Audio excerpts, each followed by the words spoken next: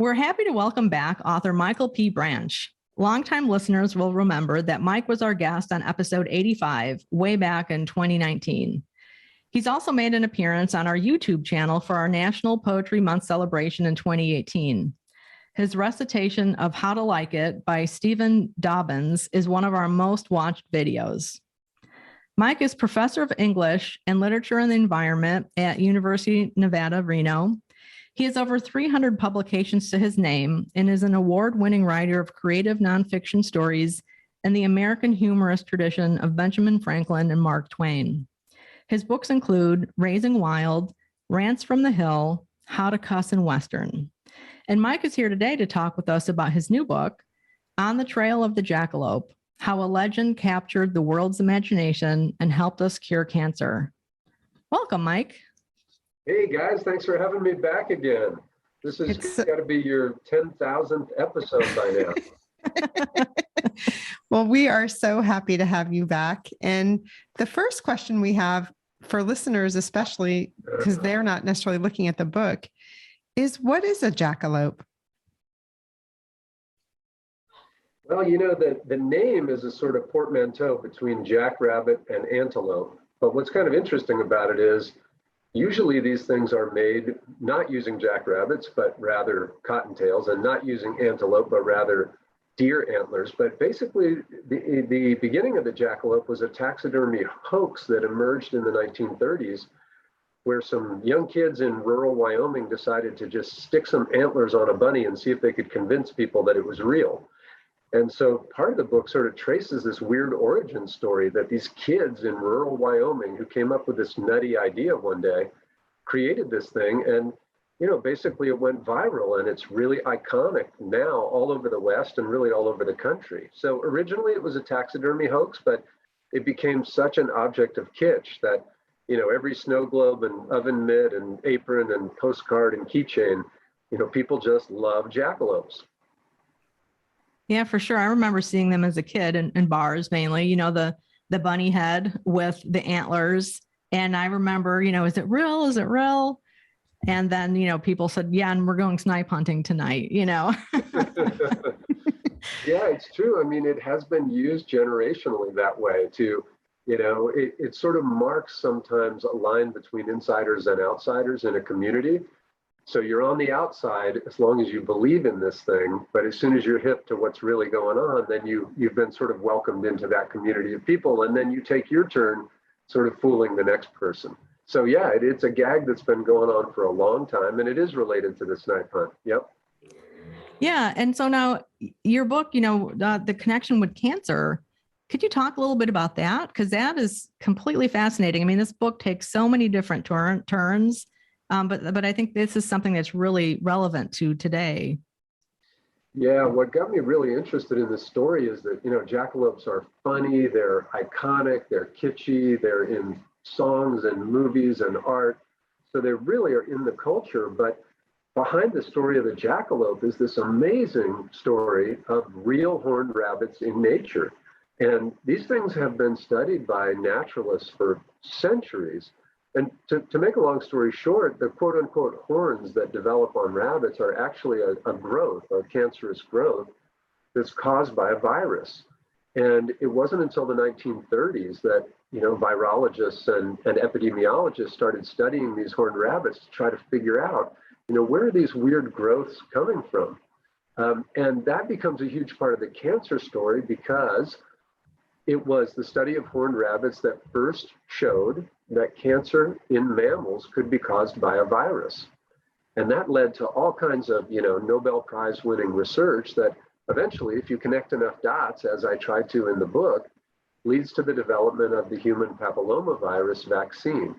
So really the safest, most effective anti-cancer vaccine that we have ever devised comes from the study of actual horned rabbits. So the cancer story behind this sort of funny story of this icon of the American West really captivated me because I'm kind of a science nerd and I'm really interested in, you know, how storytelling and science come together. So I really felt like this untold story of the cancer research that was behind these real life jackalopes really felt like it was in my wheelhouse. It just seemed fascinating.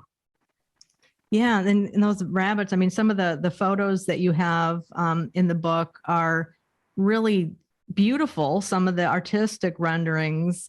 But then there's a photograph of a rabbit that has these awful horns all over its face, and you just really feel for this creature having to survive with that type of, disease.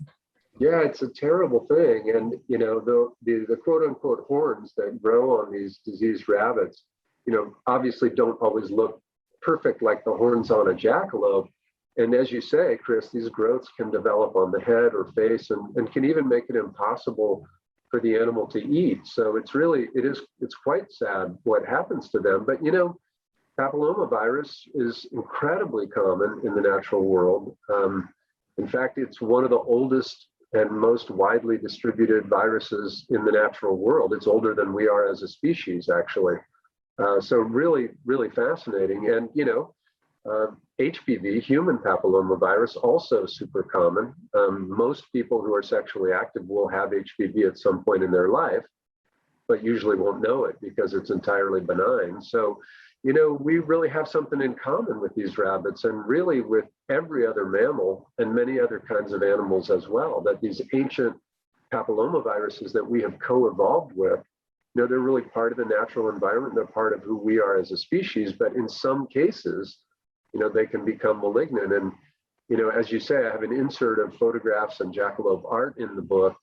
And that really is a stunning photograph of an animal that was just particularly stricken with the virus. And it's quite fascinating, but really grotesque. You're right. Yeah, and it's so interesting because it's really through the curiosity of scientists that they came to, look at these animals and say, maybe there's something we need to learn here that can translate to helping to save lives. And the HPV vaccine was invented, and you really, I feel like the chapter that you talk about that is handled so well. And even just, of course, the science behind it and how it was developed, but then the questions that folks have about whether or not to actually have their children be vaccinated. And my kids are of a generation, so they're 30 and 27. So the Gardasil vaccine came out when they were young teenagers. And what you talk about parents, having questions about it because it was sold as, a vaccine that will help with sexually transmitted diseases, but it's actually much more involved than that. Can you talk a little bit about that and what you learned as you were researching? Yeah, absolutely. This is really fascinating, and especially at this cultural moment where vaccine hesitancy and resistance is obviously an everyday topic because of COVID. And I think there's a kind of parable actually in what we learned from the HPV vaccine, which is the safest, most effective anti-cancer therapy we've ever devised, and yet it is the most commonly resisted of vaccines, at least up until COVID. But as you point out, Emily, the reasons are a little bit different. Basically, it went down like this. This medical history is really fascinating to me. It was recommended that the HPV vaccine, to make it most effective, should be given to kids ideally when they're about 11 or 12. But because the cancers that are caused by HPV, which include cervical cancer, are sexually transmitted, basically what happened was parents didn't really understand how this worked. Many didn't. And they said, hey, my kid's 11. I'm not going to give them a vaccine to protect them against a sexually transmitted disease. They're not sexually active. They don't need this. But the point is that the vaccine is effective, most effective, if it's administered before people become sexually active, not because they are. So there was this kind of weird parental resistance to the idea that, my kid's not going to have sex. And as a result, we've left millions of people vulnerable to these cancers. I mean, 20 years more and more now after the approval of HPV vaccine, our vaccination coverage rate for adolescents in this country is just a little bit over 50%. And, there are still 500,000 people a year dying of cervical cancer in the world. And it's a sad story. And I don't mean to be flip about this, but, my agent said, well, what do you want this book to accomplish? And I said, well, first, I want it to be really entertaining And second, I wanted to save lives. So it's kind of a funny combination of ambitions as a writer, but I really hope that the HPV story will reach some people who maybe don't understand how powerful and how important that vaccine is, and just how necessary it is as a public health issue to make sure that our kids are protected. Yeah. And unfortunately, I didn't mark it in the book, and I don't mean to put you on the spot, but there was a quote that was so wonderful about vaccinations that I think is so apropos, as you're saying, to where we are in this moment, about really what the cure is. Do you remember that quote? Yeah, I mean, and where this came from actually was when we decided to use, this language of helped us cure cancer in the subtitle of the book. I felt really nervous about that, right? That claim, curing cancer is the holy grail of medical research. That claim feels too broad, too ambitious. And then one day I was at my doctor and I was just sort of chatting with him about this, like, how do you counsel different patients about HPV vaccine? How do you deal with it when they're resistant for one reason or another? And I just sort of casually said, hey, I think the HPV vaccine is the closest we've ever come to curing cancer.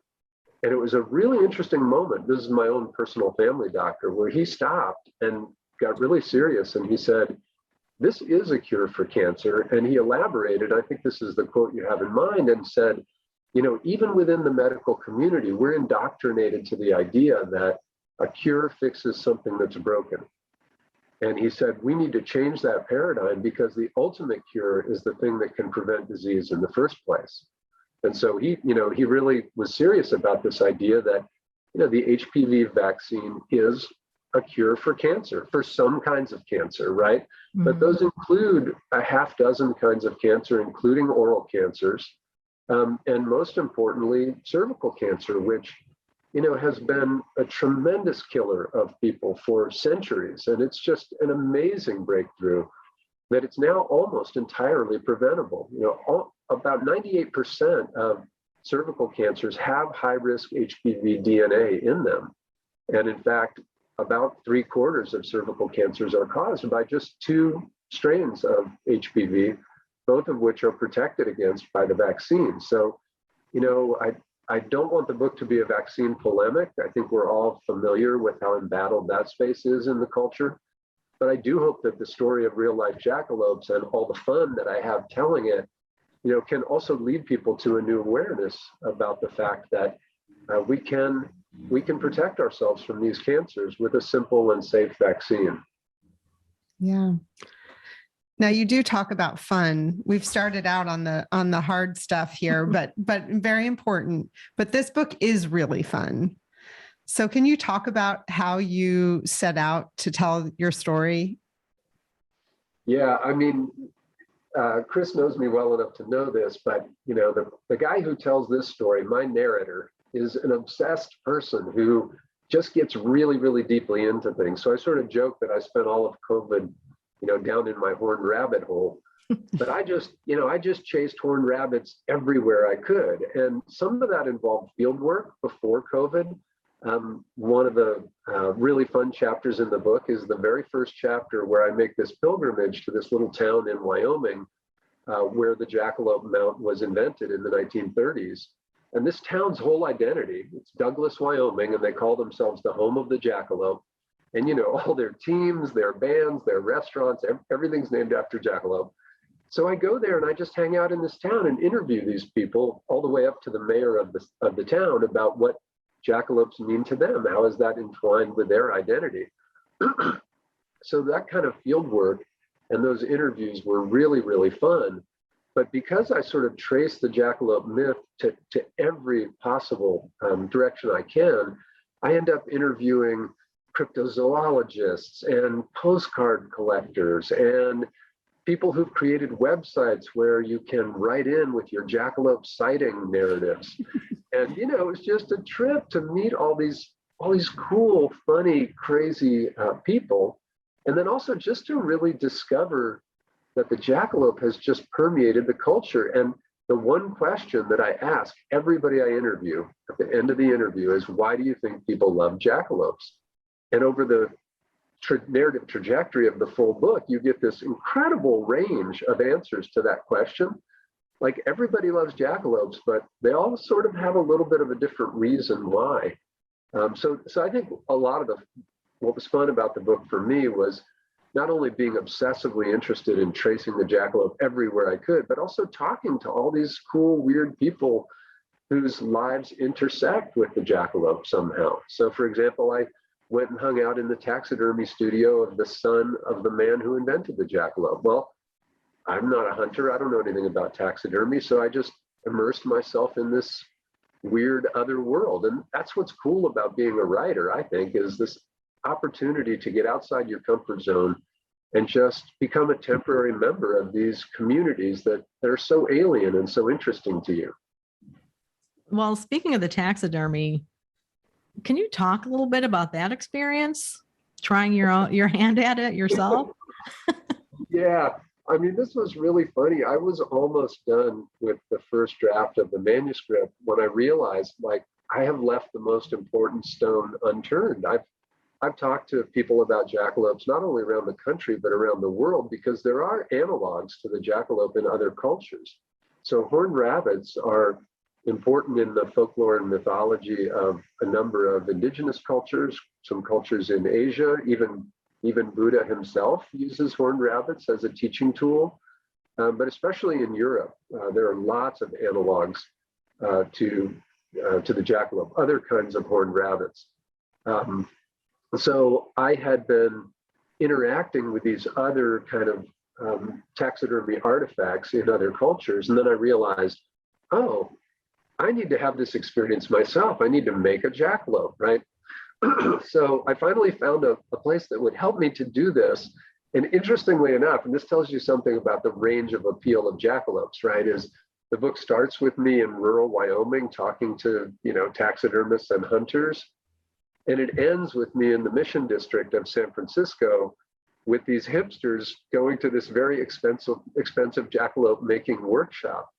And it was really important that I did that, because I found the process of crafting a jackalope much more challenging than I had expected. I was terrible at it, which was a source of endless amusement to my fellow hipsters. But it was also super gross. And of course, I should have expected this, right? But it was an interesting process because I learned a lot about physiology and anatomy and about craft and about the art of taxidermy. But I also, it raised some ethical questions for me about, in the same way you might ask about what you eat or what you wear. Well, okay, there's plenty of jackalope kitsch out there that's perfectly harmless. But a jackalope mount itself, requires a rabbit. And so I was kind of asking myself these questions like, well, if you use a rabbit to create food, what are the ethics of that choice? If you use a rabbit to create slippers, what are the ethics of that choice? But if you take the life of a rabbit to create this thing that brings joy and is funny, but also costs a life, what are the implications there? So as I work through that, I don't make an argument. I don't have a position on it, but I try to be really honest about my own mixed feelings about that experience.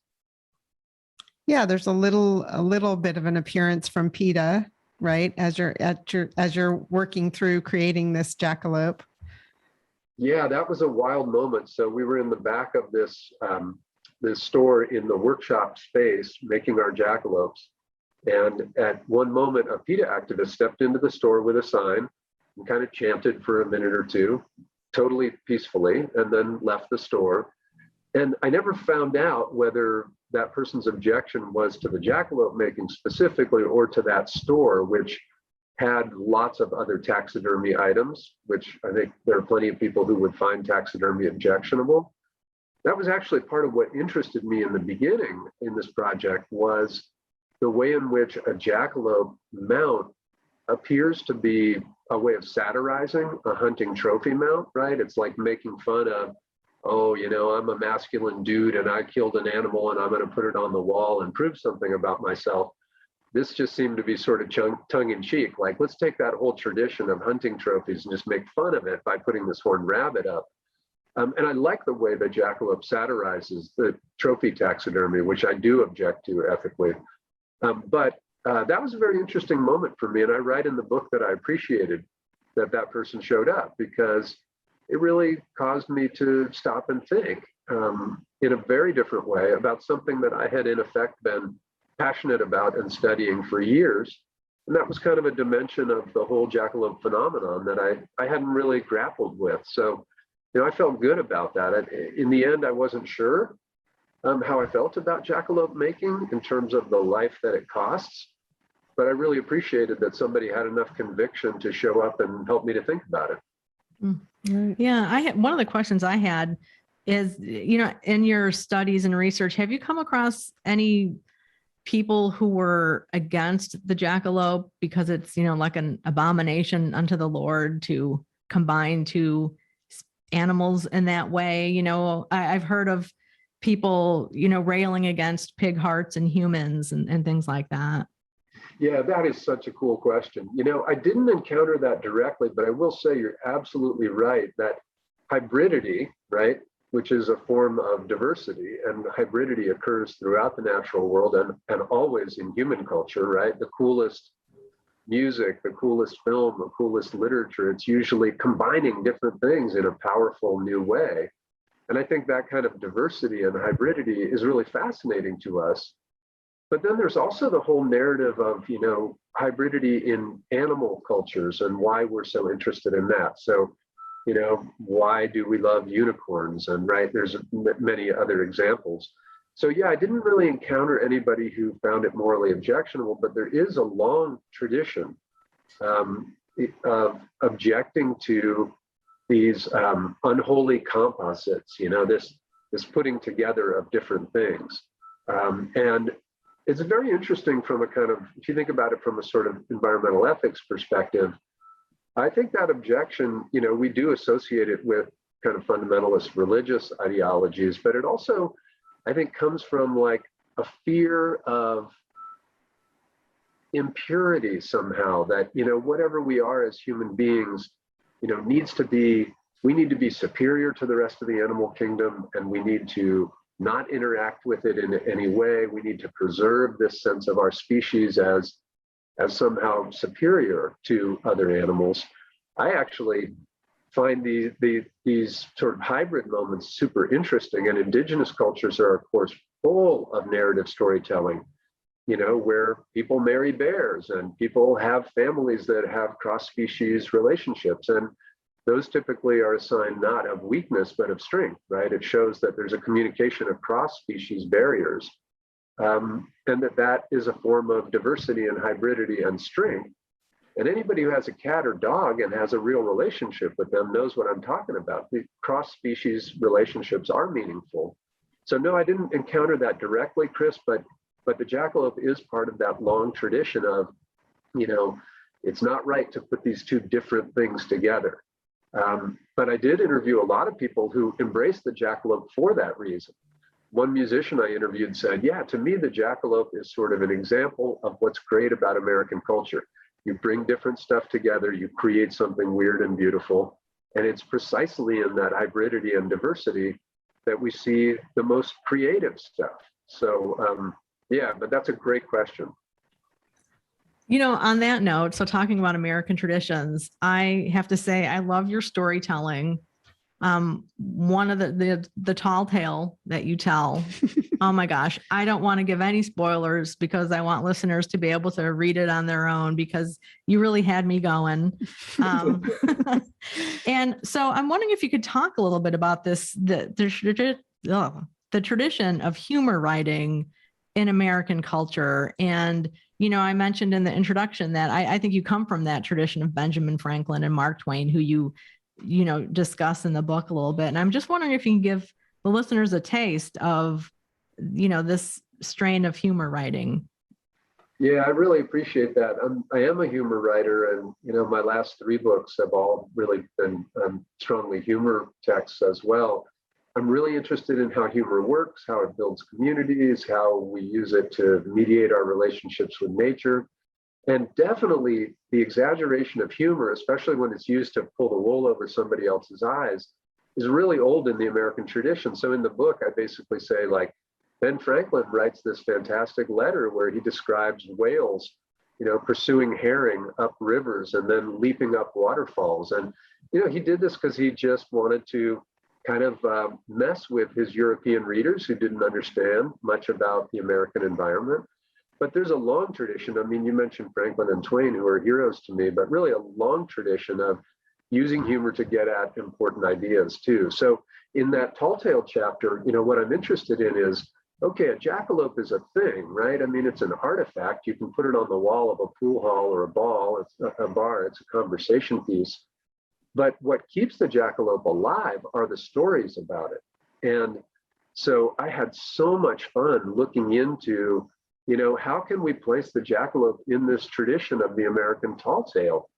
And, there's all this great stuff like, well, jackalopes are rare because they only mate during lightning storms. And, the saber-toothed jackalope, which is now extinct, used to attack wagon trains. And jackalope milk is a powerful aphrodisiac, but it's really hard to get because even though doe jackalopes sleep with their belly up, they're super mean, and so it's too dangerous to try to do it. And then one of my favorites, and this one is retold all the time, is that jackalopes have this amazing power of throwing their voice. They're essentially the only ventriloquists in the animal world, and so they like to sing along with people when they're singing at the campfire.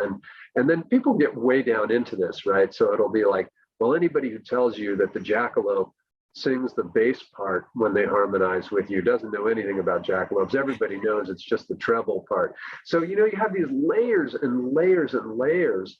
And then there are all the folk tales, the kind of mythic tall tales about jackalopes that circulate in popular culture. And then there are all the people who make that their own and spin it off and do their own thing with it. There's one guy whose whole shtick is that jackalopes have extrasensory perception. And there's another guy whose whole shtick is that, the CIA is keeping jackalope corpses at Area 51. And, so once people embrace the idea of, oh, there's no end to the stories we can tell about this thing because nobody makes the rules. Nobody adjudicates these narratives. It's whatever you can dream up, and especially whatever you can dream up and make somebody else believe for a few minutes. So yeah, I love the way the jackalope speaks to this tradition of American humor because it isn't just an artifact. When you put that thing on the wall, what you've done is create the conditions for lots of stories to be told. And so I love that relationship between the artifact and the narratives, between the hoax mount and the folklore. And it's very much in the American grain to have things that inspire these kinds of humorous folk stories, and then to just push them as far as you can to see what people will believe. Yeah, you had me going too when I was reading your tall tale. The other thing you talk about is so many people who collect all manner of jackalope kitsch, as you say, or some people might say tchotchkes. Mm-hmm. So I'm dying to know what your prized jackalope possession is. Oh, listen, my family has had to have several interventions with me. Yeah, the collector mentality is very addictive. And before I answer the question directly, I'll tell you my favorite encounter with a collector, which I talk about in the book, is the oldest artifact of jackalope kitsch, other than the mount itself, is the postcard. And jackalope postcards have been around since the 1940s, and they're still extremely popular, even in an era when very few of us send postcards. And they were used, again, as a hoax. Like people would travel out west, they'd send jackalope postcards back to their family and friends and say, you'll never believe what I saw out here in Nevada, Colorado, Wyoming, Arizona, Montana, right? So I struck up a friendship with the guy who has the world's largest jackalope postcard collection. And I thought, okay, he's going to be weird and cool, and this will be interesting. And he was, but he's also obsessive. And I started to see my own obsession with tracking jackalopes into every corner of popular culture mirrored in this guy who, after we built a friendship, he started, confessing things to me like, well, I don't tell my wife, but I kind of plan our family vacations to go to places where I might be able to get one more card. This guy has hundreds and hundreds of jackalope cards dating to the 1940s. and he knows of another 20 or so that are out there that he just hasn't been able to get, and it's killing him, you know. And so one day he said, you know, this is eating me alive. I just can't take it. And I said, well, do you think you'll stop? And he said, no, I got to keep going, and I'm going to donate my whole collection to the Smithsonian. So people love jackalope junk, and our house is full of it. I don't know, you can probably, don't go anywhere without. He just stood up, listeners, and he's wearing a Jackalope University shirt. Well, you know, they say dress for the job you want to have, right? Yeah, I think one of my favorite pieces of jackalope kitsch is there's a really interesting kind of old hippie cartoonist who lives up here in the Sierra Nevada, who in the 1970s created a jackalope character called Junior Jackalope, who's a lot like Bugs Bunny. Like, he's a kind of a countercultural, really funny, really wily, witty character, and did a series of comic books about this Junior Jackalope character. And I have some of those comic books, and I'm not a huge comic book fan, but I really loved the way R.L. Crabb, this cartoonist from the Sierra Nevada, had created a jackalope who was capable of getting the best of everybody, right? He was the craftiest one, the wiliest one, really sometimes profane, countercultural. I mean, he's a little bit like sort of Coyote in an indigenous culture, that he was, really funny, but also fundamentally sort of anti-authoritarian and wild. And I really love that idea of, jackalopes are on keychains and beer bottles and, everything else in the world at this point.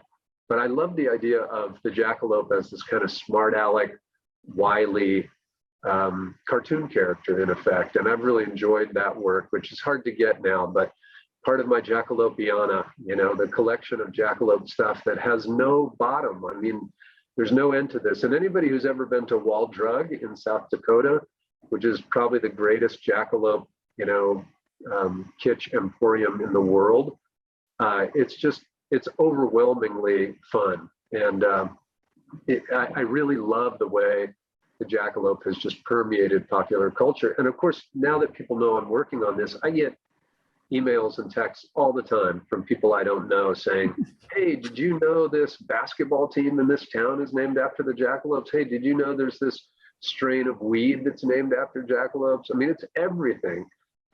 Including, by the way, we're all angry at Spotify right now for good reasons, but I will mention that before we got angry at Spotify, I built a publicly available Spotify playlist called On the Trail of the Jackalope, the same title as the book, that's got almost 100 jackalope songs on it. So, artists, musicians, filmmakers, sculptors, writers, as well as people who are embracing this sort of empire of jackalope crap that we get so much pleasure from.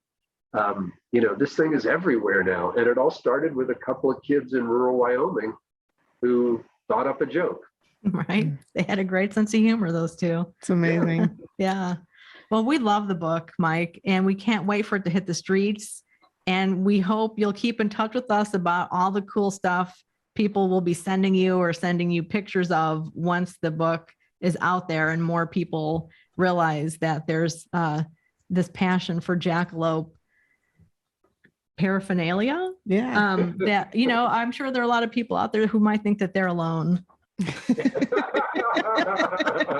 Yeah, I love the idea of, jackalope obsessed people like cowering in their homes thinking they're the only one.